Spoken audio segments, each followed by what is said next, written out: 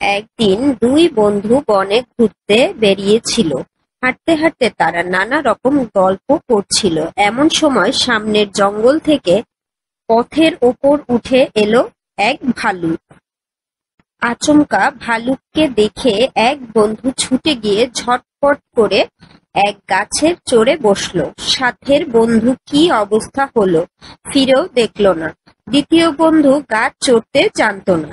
সে শুনেছিল ভালুক মরা মানুষ ছোঁয় না, তাই ছুটে পালাতে না পেরে পথের ওপর শটান হয়ে মরার মতো দম বন্ধ করে পড়ে রইল। ভালুক এগিয়ে এসে দ্বিতীয় বন্ধু নাক কান মুখ শুঁকে দেখল।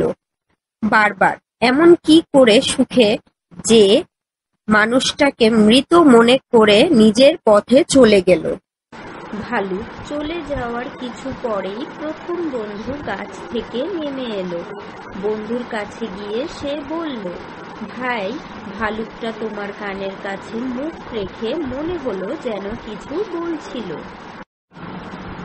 দ্বিতীয় বন্ধু উঠে বসে বলল, হ্যাঁ, ভালুক আমার কানে কানে বলে গেল, বিপদের সময় যে বন্ধু ফেলে পালায় তার সঙ্গে কখনো মিশবে না, আর সে তোমার কখনো বন্ধু হতে পারে না।